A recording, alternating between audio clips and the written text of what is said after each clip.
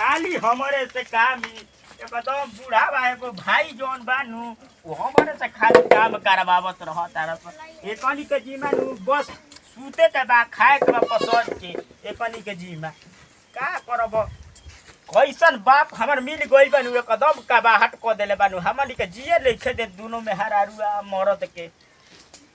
खइलू हो एकरो के नहीं खस खियावत का हो करी चलो होय तू कम से कम हटा दो एकनी के लाज लागत नहीं के भैंस खइलस कि ना हमारे बस करे के पड़त हर एक चीज है एकदम का रे तू का मुंह तकता रे तोरा जी में ये कुल फालतू में बस खइबे तो का करी तोरा जी में कोनो काम नहीं खे अब आगुल बात तो करत तनी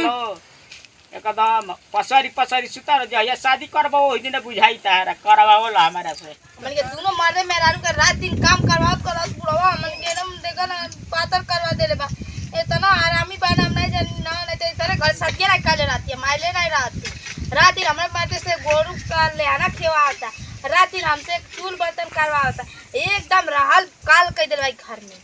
चल तनी माइक लगे फोन करके बतिया कह दी कि मैं हमरा अब नहीं हम जाई घरे आई भैया भेज दे लेकर बुढ़वा ना एकदम मल्ले हमार कपार एकदम खा गई। हेलो हाँ भाई हम कहते ना हम ऐसे नहीं रहा हमके लेके चलो घरे हम कहे से ना हमके आ उनके दोनों जन के एकदम लाल काल कर दिल घर में बुढ़वा रात दिन कपचाई मचा के रखले बाटे जल्लू हाँ ठीक है पिया ने भेज भैया के हम एको मिनट नहीं रहा जानते न का करब हम मरल मुंह देखिए लो जान जाइए लोग तो हाँ ठीक है हम ऐसा नहीं करब जब तू चाहत हो ऐसा हम ना करी तो भेज दा जल्लू हाँ ठीक है भेजा हे मोबाइला का बाबजी सुनात नहीं खे बिना खोदरे ना सुना रे तो के कब से पतोहा इज्जत से चिल्लात है तो नहीं के सुनात आज जब खोद देनी तो सुना गई हां का कैसे बतियात रहली रे हां कैसे बतियात रहली अपने माई से बतियात रहनी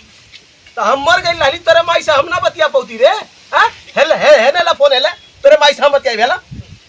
चल झाड़ू मार अपने माई से बतियावे झाड़ू मार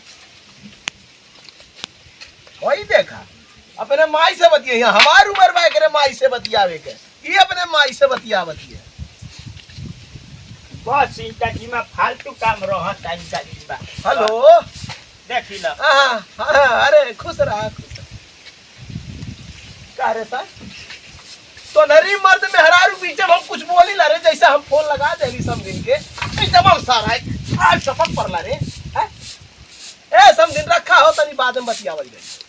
अब काम हमारा से ना होई हैं अब काम ना होई उ काम ना होई हां कह देता नहीं तो ठीक बा मेहरारू के बियाह देवरस करा दे देवरस कुल काम कराई छोटका बेटवा कहां बा बोला ए बाबजी ऐसा का कहतन बियाह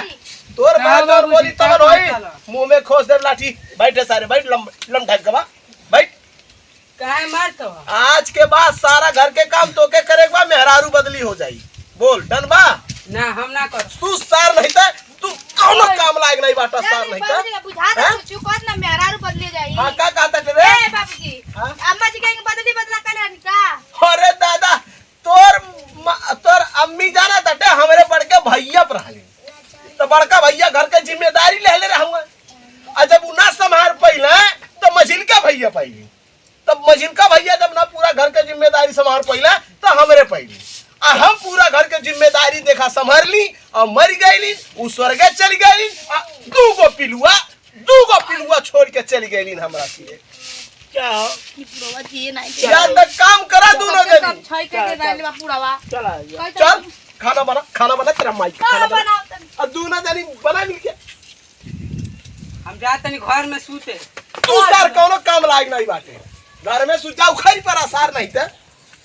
बूढ़ पुरानिया है रे सारे मगो आया है गोड़ दबा मार लो जितना मारे के बाद हमू बियाह कर लेतनी हां हम तो चाहता नहीं चल तू घर के काम करे गोड़ दबा हां दबवा लो पतोहिया मारत न बियाह गो देखा मुसरी बना दे हरी मार के आ तू सारा ऐसा बोलता तोरो में हरी मार के मुसरी बना देबे चल होने खेते काम करे बा चल। अरे दो औरी कुछ ना का ले करत बा हो? अरे देखते बड़ा का करत नहीं जा ये कुल तो जा करत तनी आटा सान के रोटी बनावे बुढ़वा के देख ठूस से खाती अरे ना तो जिए गाय दिखारो अरे परेशान कर देले बड़ा सन जब ले शादी वाला देखत है तू ही खाना पकावत बा। अरे का करो भैया के पकाई एगो बाटे देवर ना 3 बार के घुमाओ हमरे एगो भाई रहल बा बिना हमरा से बिया हुआ हो कर। माई आजी पापा मौज जाने सतावत रहन तो वो दिल्ली भाग गई। हम आखिर से आकान से सुनले रहनी। तो हमें उठली भाग चल जा अब हम ये कह सुनी ना सही कहत न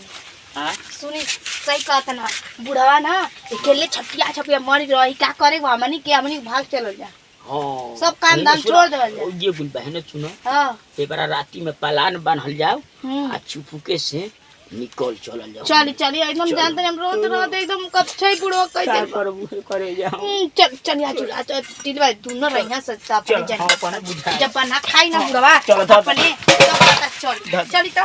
तैयारी कर जा अरे साला हाली हाली अरे कहाँ मर जाता रहा आवते ना बानी सारा भी जवान बता उते ना पानी हम बुढ़ा गए अभी तोरा से ज्यादा चली ले चली देखी कुछ बना के रखले होई खाए बड़ी भूख लग गई बा आओ जल्दी से देख देख देख कुछ बनल हां हाँ अरे कुछ तो बना के रखल है निकाल निकाल निकाल ई तो खाली बा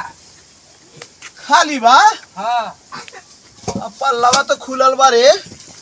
देख घर में सुतल बड़ा के तनी जाता हम पतो हिया कैसे जाए देखा जो जगह ले क्या सारे नहीं भाभी धीरे सार चला ताड़ा अंदर जो ये मत तो नहीं खान जा भैया भाभी आए भैया भाभी नहीं खान जाए मैं क्या बात करता है आके देख ला अरे सार हमने आईबे वहां से आके देख ली चौकी तरह देख रहे सार लुकाई लो डर के मारे काम के देख देख देख देख देख देख, देख।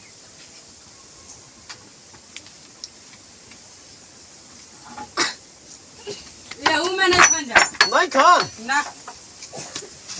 कहाँ गए रे मेहर मऊगवा भैया ए मेहर बसुआ देख के घरिया मसार रहे देखिए देखिए गोरू के कुछ लाना होना नहीं खेत चलावत ना का भइले नहीं खान नहीं खान ए बेटा हमके तन होनी के शंका होता रे के जाने लागत तो कुल फरार हो गई ना का का